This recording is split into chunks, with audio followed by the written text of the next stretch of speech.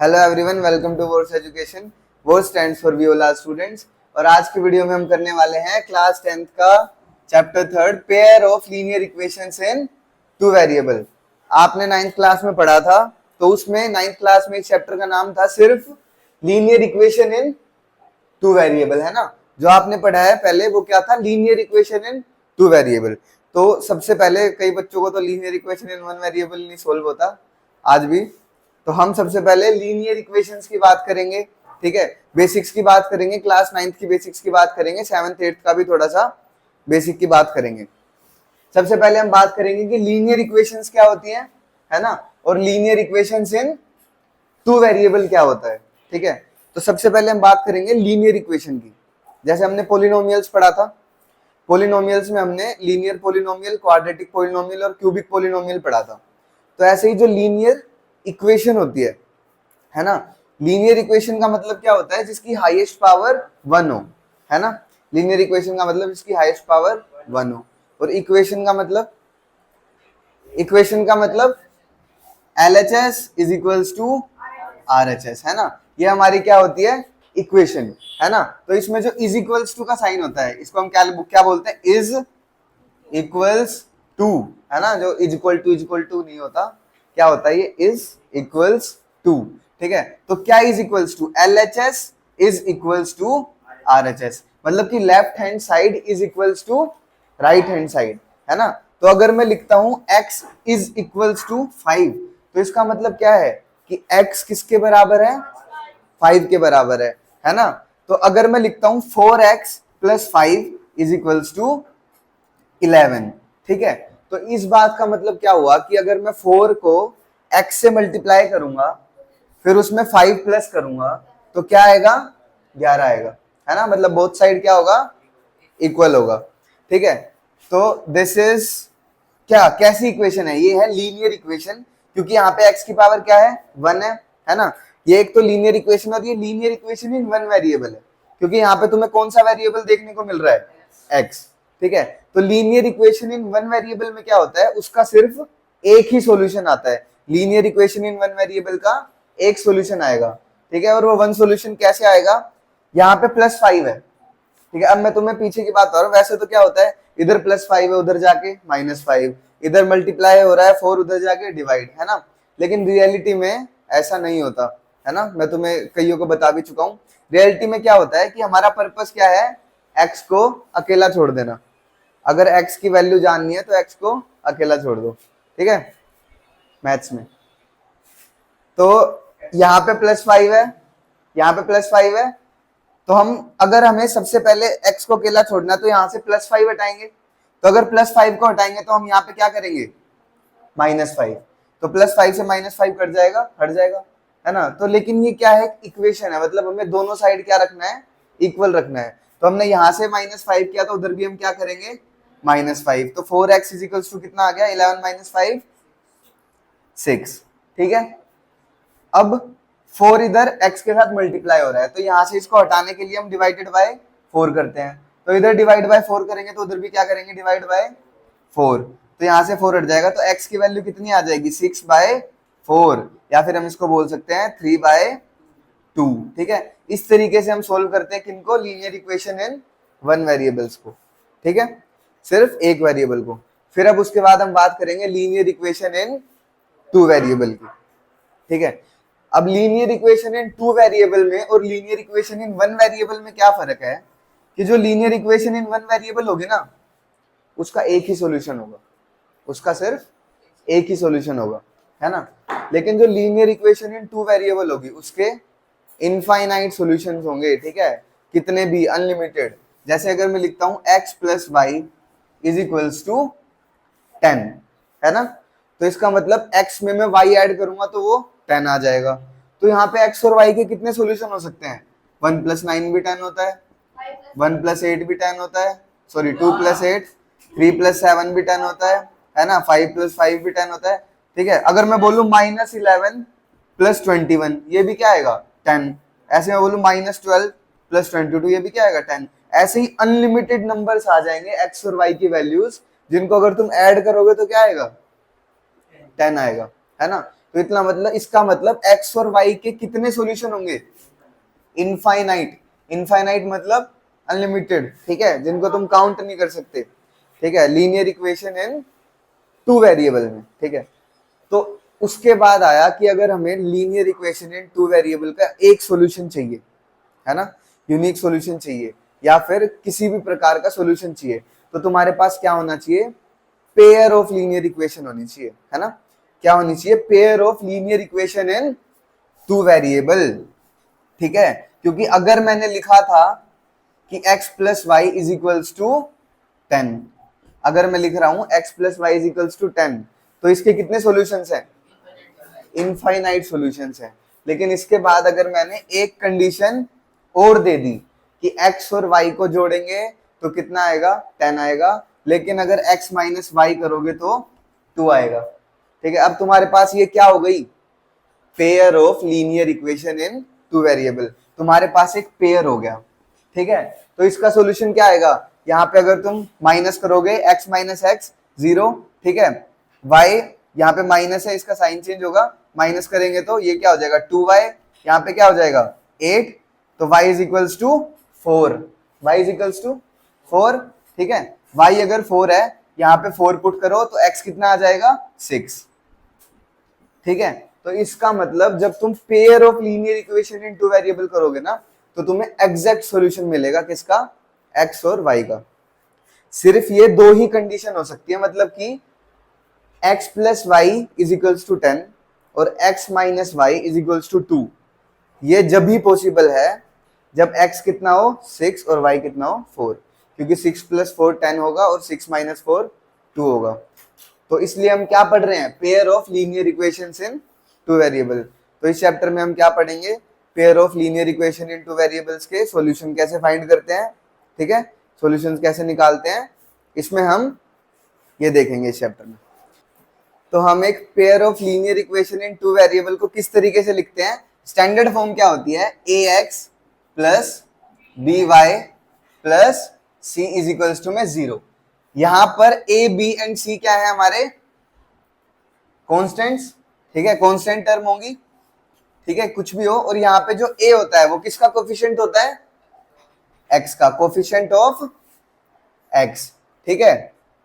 और जो b होता है वो किसका कोफिशिएंट होता है? Coefficient of y। और जो c जो होता है हमारा, वो क्या होती है? Constant term. क्या होती है? कांस्टेंट टर्म, ठीक है। तो ये बेसिक है किसका? ax plus B Y plus C, ठीक है। ये क्या है? हमारी स्टैंडर्ड फॉर्म है किसकी? Linear equation in two variable की। उसके बाद अगर मैं लिखूं ax plus B Y plus C is equals to 0, अगर मैं दो इक्वेशन लिखूंगा ऐसे ही, ax plus B Y plus में c इज इक्वल्स टू में 0, है ना। तो अब मैं क्या लिख रहा हूँ? दो इक्वेशन, तो यहाँ पे a1 हो जाएगा, a2, क्योंकि वेरिएबल तो सेम है दोनों में, x और y, लेकिन a b c क्या करेंगे? डिफर करेंगे, अलग अलग होंगे, ठीक है। तो ये क्या हो जाएगा? a1 a2, b1 b2 और ये c1 c2। तो ये क्या है भाई? तुम्हारी pair of linear equation in two variable की स्टैंडर्ड फॉर्म, ठीक है। अब हमें यहाँ पे एक क्वेश्चन गिवन है, आगे बढ़ने से पहले 4.1 इजी है, उसमें हमें इक्वेशन बना के ग्राफ पे रिप्रेजेंट करना है, ठीक है। तो मैं तुम्हें ग्राफ पे रिप्रेजेंट करना सिखाऊंगा। ये हमारे पास एक इक्वेशन है, इसको हम क्या करेंगे? हाँ 3.1, तो इस पे हम इसको हम क्या करेंगे? ग्राफ पे रिप्रेजेंट करेंगे। तो हमारे पास फर्स्ट इक्वेशन है x minus 2y is equals to 0, ठीक है। सबसे पहले तुम मुझे बताओगे यहाँ पे a क्या है, b क्या है और c क्या है? 0, है ना। और ये 3x plus 4y is equals to 20। तो इसको हम क्या करेंगे? पहले स्टैंडर्ड फॉर्म में लिखते हैं ना। अब ये स्टैंडर्ड फॉर्म में थोड़ी है, तो हम इसको कैसे लिखेंगे? 3x plus 4y minus 20 is equals to 0। तो स्टैंडर्ड फॉर्म में आने के बाद हमें a b c पता लगेगा। अब a क्या है? 3, b क्या है और c क्या है? माइनस 20, ठीक है। तो ये 9th क्लास का है, तो अब तुम 10th में आ चुके हो, तो थोड़ा ध्यान रखो, ठीक है। अब हमारे पास दो इक्वेशंस है, x minus 2y is equals to 0, 3x plus 4y is equals to 20, ठीक है। तो अब हमें पता है कि हम x की एक वैल्यू रखेंगे तो y की एक वैल्यू आएगी, ठीक है। दोनों की अलग अलग क्या बनेगी? टेबल बनेगी, ठीक है। दोनों की अलग अलग टेबल बनाओ। यहाँ पे फर्स्ट बनाता हूं मैं x और y। अगर मैं x 0 रखूं तो y भी कितना आएगा 0। इस वाली फर्स्ट इक्वेशन की बात कर रहा हूं अभी मैं, ठीक है। और मैं फिर उसके बाद x को कितना रखूं, मैं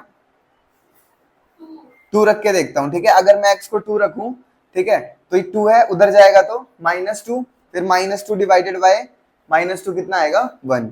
अगर मैं x को 2 रखूं तो कितना आ जाएगा 1, ठीक है। अब ऐसे ही सिमिलरली दूसरी इक्वेशन की भी एक टेबल बनाऊंगा मैं, है ना। अब दोनों की एक एक लाइन बनेगी, किस पर, ग्राफ पर, दोनों की एक एक लाइन बनेगी, ठीक है। अब इसमें मैं x को अगर x को 0 रखूं, x को अगर मैं 0 रखूं तो 3 इंटू 0 0, और 4 इधर मल्टीप्लाई हो रहा है, उधर जाके डिवाइड, तो y क्या हो जाएगा 5।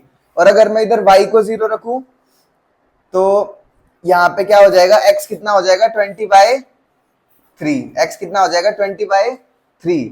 तो 20/3 हम रिप्रेजेंट नहीं कर पाएंगे बीच में एग्जैक्ट पॉइंट टू पॉइंट, ठीक है। तो एग्जैक्ट देखते हैं। अगर मैं y को 2 मानूं, ठीक है, अगर मैं y को 2 पुट करूं तो 4 2 जा 8, यहाँ पे 8 प्लस है, उधर जाके -20 -8 12, ठीक है। फिर 3 इधर x के साथ मल्टीप्लाई हो रहा है, उधर जाके डिवाइड होगा तो ये कितना आ जाएगा 4, है ना। y को 2 मानूंगा तो x कितना आ जाएगा 4, ठीक है। टेबल बन गई, यहाँ पे लिख लेते हैं इसको। हाँ, तो सबसे पहले इधर देखो, ये किसका ग्राफ है, किसकी लाइन है, फर्स्ट इक्वेशन की, और ये सेकंड इक्वेशन की। यहाँ पे x 0 है तो y भी क्या है 0, तो एक पॉइंट कौन सा हो गया ये, और दूसरा x 2 है तो y कितना है 1, x2 एंड y 1, तो दूसरा पॉइंट कौन सा हो गया ये, इसको हमने ज्वाइन किया, ठीक है। तो एक लाइन क्या हो गई, ये हो गई। अब ये वाली लाइन कौन सी है हमारी, जल्दी बताओ, x minus 2y is equals to 0। अब सेकंड वाली देखो, x 0 है तो y 5, x 0 y 5 इधर, और x 4 है तो y 2, x 4 है तो y 2, इस तरीके से, ठीक है। फिर इसको ज्वाइन करेंगे यहाँ, ये वाली लाइन कौन सी है हमारी 3x plus 4y is equals to में 20। अब इन दोनों लाइन को हमने कहा रिप्रेजेंट कर दिया, ग्राफ पर। तो जहां पर ये दोनों लाइन इंटरसेक्ट हो रही है ना, ये क्या होगा इसका, इन दोनों लाइंस का सॉल्यूशन होगा, ठीक है। इस तरीके से ग्राफ पर रिप्रेजेंट करना है, क्वेश्चंस कर लेना।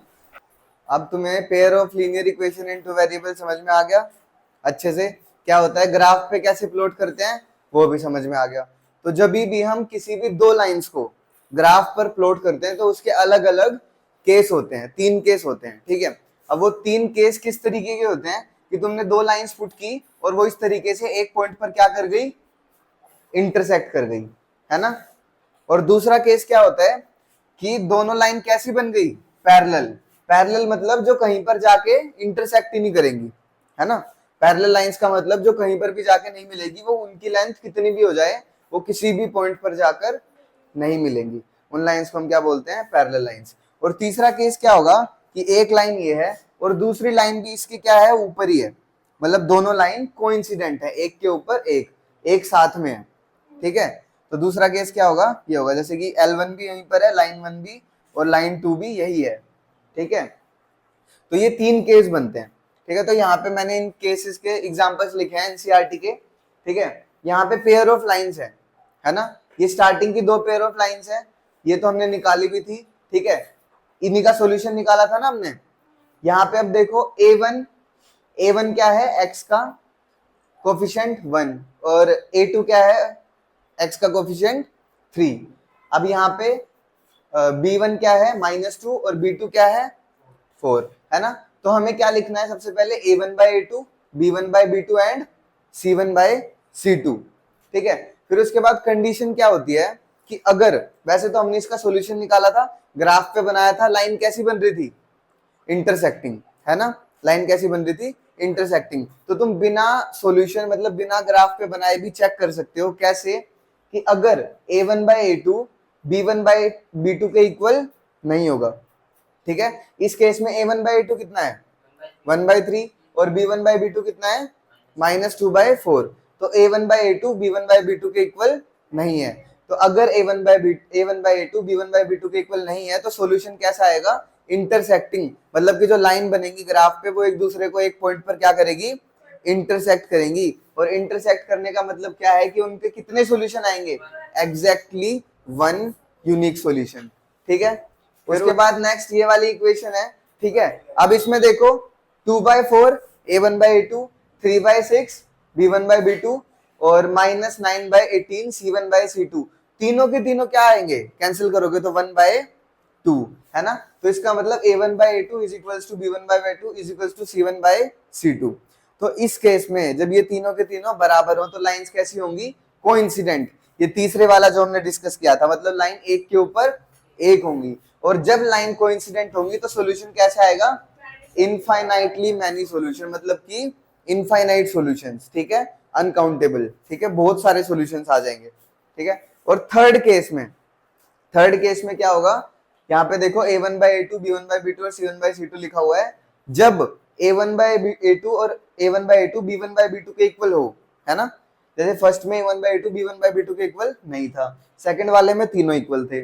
इसमें क्या है कि स्टार्टिंग के दो इक्वल हैं, A1/A2 B1/B2 के इक्वल है, लेकिन C1/C2 के इक्वल नहीं है। मतलब कि जो ये है -4/12 ये अलग आ गया, है ना। ये दोनों 1/2 आ रहे हैं, लेकिन ये क्या आ गया, 1/3 आ गया। तो ऐसे केस में लाइन कैसी बनेगी, पैरेलल।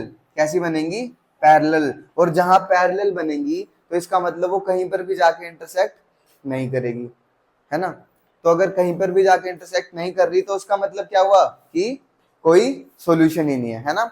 एक पॉइंट पे इंटरसेक्ट किया तो वन सॉल्यूशन। इनकंसिस्टेंट मतलब एक के ऊपर एक लाइन है, मतलब कि वो तो हर पॉइंट पे इंटरसेक्ट कर रही है ना, वो दोनों लाइंस हर पॉइंट पे इंटरसेक्ट कर रही हैं। तो जब हर पॉइंट पे इंटरसेक्ट कर रही है तो इनफाइनाइटली मेनी सॉल्यूशंस, और कहीं भी इंटरसेक्ट नहीं कर रही तो नो सॉल्यूशन, ठीक है। और एक बात और आपको याद रखनी है कि जब एग्जैक्टली वन सॉल्यूशन होगा और इनफाइनाइटली मेनी सॉल्यूशंस होंगे तो उन दोनों को हम क्या बोलेंगे, कंसिस्टेंट पेयर। क्या बोलेंगे, कंसिस्टेंट पेयर, ठीक है। और जब एक भी सॉल्यूशन नहीं होगा उसको हम क्या बोलेंगे, inconsistent pair of linear equations in two variable. तो इसी के साथ आपका ये खत्म होता है। नेक्स्ट वीडियो में हम करेंगे आपकी exercise 3.1। So thank you warriors for watching this video. Like and subscribe World's Education for such these easy explanations. Thank you.